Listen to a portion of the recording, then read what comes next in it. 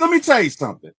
Look it, man. I've been an Atlanta fan for 45 years.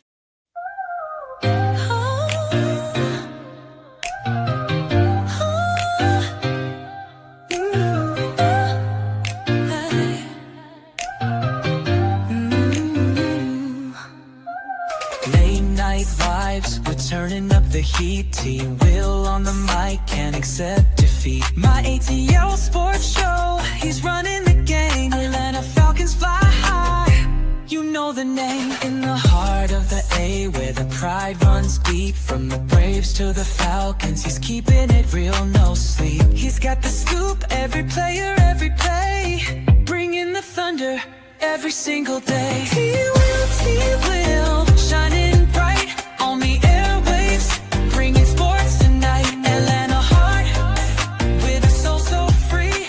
My ATL sports show, it's the place to be. Welcome, welcome, welcome, ATL fans. Welcome, Georgia Bulldog fans. And to all of you Georgia Bulldog fans, whether you are in Georgia or anywhere else in the world, I salute you with the resounding Go Dogs. That's right, Go Dogs. Today, we are actually on our inaugural episode of Dogs in Focus with T. Will. That's right. Your weekly update, although we're doing 2 weeks this week, but your basically weekly update and review of the past week's game activities, current events, and the like. And of course, it is on the For My ATL Sports One network with your host, T. Will. So today we're looking into the past 2 Saturdays, what went sideways versus Alabama, and what snapped us back. With Kentucky, we've got receipts, box score truth, players of the game for all 4 teams, and what it means rolling into the heart of the SEC, which is what our beloved Dogs are now doing. So, again, a hearty and heartfelt welcome to all of you Dog fans tuning in. Love it. And hey, looking forward to a very, very, very successful season. And hopefully our Dogs can get back into the thick of it and win the whole thing like we've done twice before, right? So without any further ado, let's get to it. So let's talk about the game with Alabama, September 27th. Alabama wins this game 24-21. You know, a lot of people say that on that 4th down, Kirby probably should have kicked the field goal. Hindsight being 2020, could have gone either way, but unfortunately it didn't. I think what hurts about this loss most is the fact that Bama came into our house and beat us. If this had been on the road against Bama, it's probably a little more palatable or digestible, but this being in the house of the Dogs, that one just hurt. But anyway, Bama never trailed. Ty Simpson accounted for 3 TDs, 2 passing, 1 rushing. Georgia's lone turnover really hurt him. It was a lost fumble and a 24-14 halftime hold that they just could not get out of. So that's basically the scoreboard and what took place in the Alabama game. Against Kentucky, again, it was never in doubt. Now, some might say that Kentucky is not the opponent that Alabama is, and they're not. Let's be real, they're not. But hey, you know, a win is a win. It was much needed. And if we're going to win the whole thing, obviously we have to win out. And this was the first step. So Georgia wins this contest 35-14 on October 4th, again in Athens.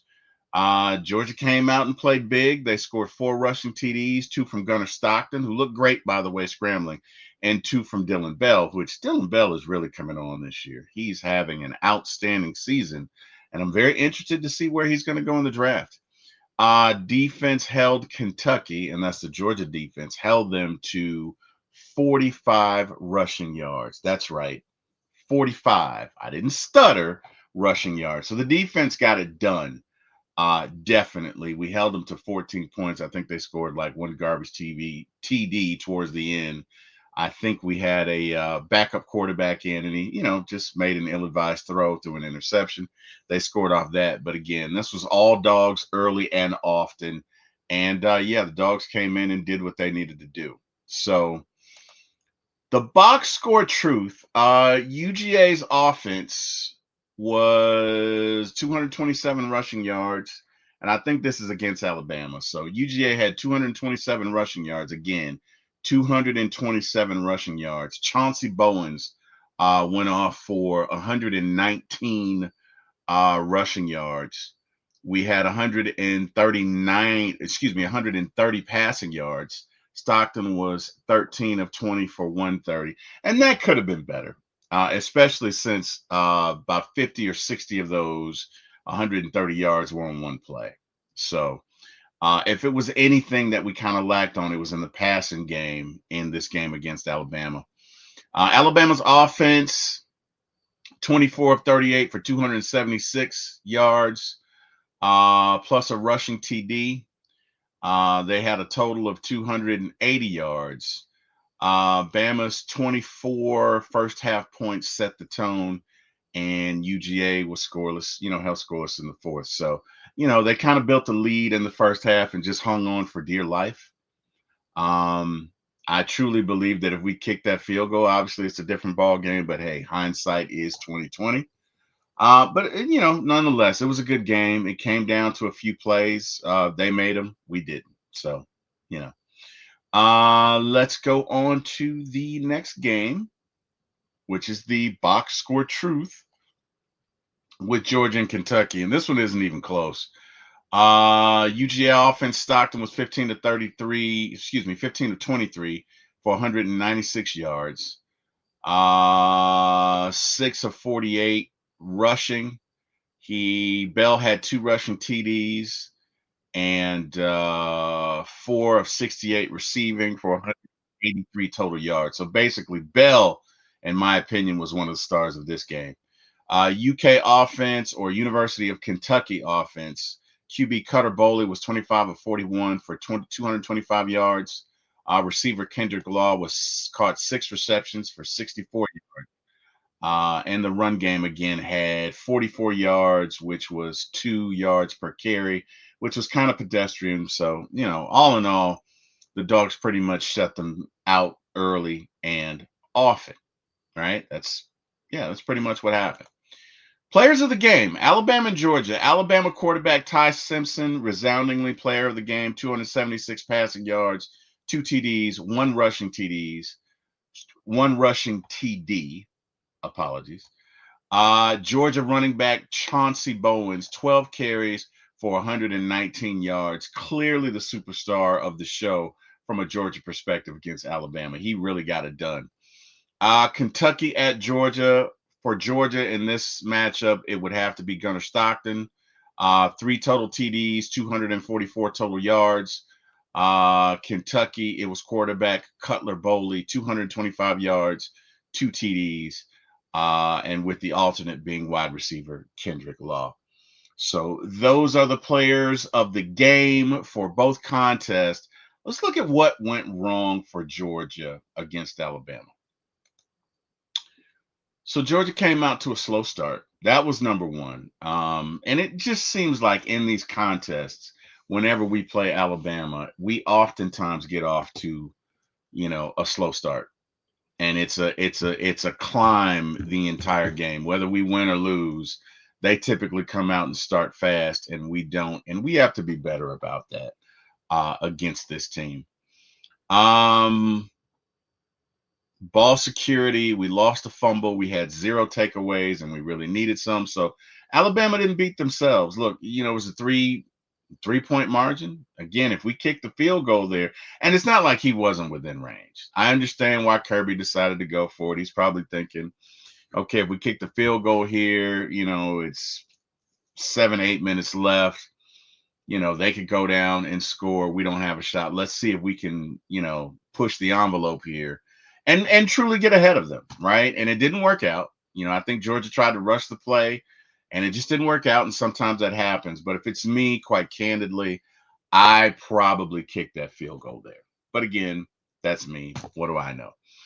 Passing issues, only 130 yards, and they had very few explosive plays. And this has pretty much been the even in the Kentucky game, there was some passing yards, but a lot of it was well, it was the quarterback actually rushing the ball. Gunnar Stockton looked good. There were a lot of design QB runs that we hit pay dirt on. Um, but again, the passing has got to be better if you're talking about winning a national championship. And again, it's still young in the season. Gunnar is still growing into his role as a quarterback, and hey, let's see where it goes. Um, Finishing scoreless fourth quarter, missed comeback. Again, you had to kick the field goal there. That's just me. If you kick the field goal there, at least you give yourself a chance to get to OT, or maybe even give them a stop and get the ball back and do something. But that was for me one of the deciding factors in this loss. Bama won, and they won in the trenches, but it's okay. Again, it was a close game. It was 24-21. I gotta believe if we see them again, we'll be ready. That's typically the way it goes. Like if they beat us in the regular season, we coming back and beat them in the postseason. So I'm really not worried about Alabama, so to speak.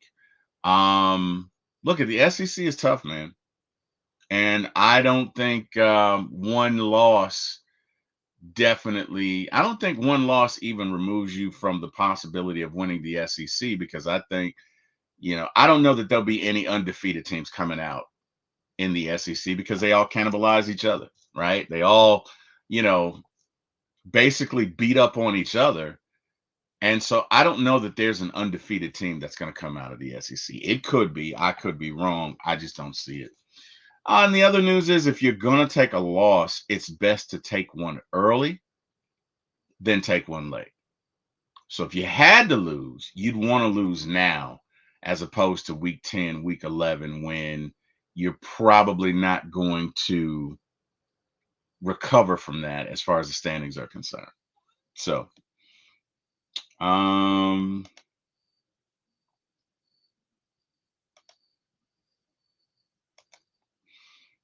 what went right versus Kentucky? The run game identity: 183 rushing yards, 4 TDs with QB runs and Bell's run and power, and that was great. Look, the play calling for this particular game was great, and a lot of great blocking by the offensive line and fullbacks and everybody involved in that. Great blocking, and great runs by the QB and by Dylan Bell.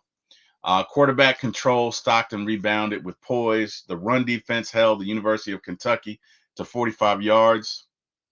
And look, we came out and got a 14-0 lead really quick and kind of held on from there. So I think that, look, everything went right for Georgia against Kentucky. And, we got to get ready for next week and get after it. So we will see. But again, super excited about this win versus Kentucky. And hopefully this will get us on the right track and we can win out and win another national championship. Big picture: after the first home loss since 2019, Georgia bounced back strong. The Kentucky win restores confidence and shows the team's ability to respond. Lesson from Bama: protect the football and find the explosive plays downfield. And you got to take the ball away when you can. Okay. If there's an interception out there to be had, you can't miss it. You can't drop it. You got to get it. And we have to be fundamentally sound.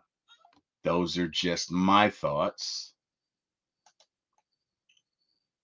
3 keys moving forward. Let's get some early action shots. Maybe some play action.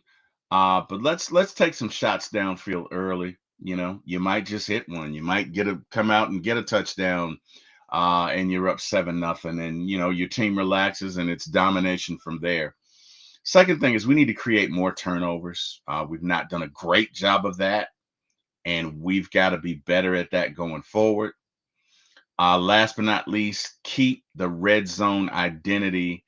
You get into the red zone, let's not monkey around. Let's do a QB scramble or some sort of fake or some sort of run to Dylan Bell. That seemed to work well this game. Let's go ahead and incorporate future plays or iterations of basically those two. And look, let's just put the ball in the hands of your star players. And when you do that, good things tend to happen. So, again, this has been Dogs in Focus. Appreciate everyone for tuning in. We will be back probably Monday of next week reporting on the Bulldog game. And yeah, to all you Bulldog fans out there, let's have a great season. And you can continue to find me at For My ATL Sports 1 on YouTube. Again, the number 4, My ATL Sports, the number 1 on YouTube. You can find your Dogs coverage here every either Monday morning or Monday afternoon as we recap the game. Thanks to everyone who joined. You guys have an amazing day. Want to thank God for waking me up today. And hey, man, Mr. Eric Parker and Jack Spade, thank you for my starting this business. You guys have an amazing day, and go Dogs. Let me tell you something. Look it, man. I've been an Atlanta fan for 45 years.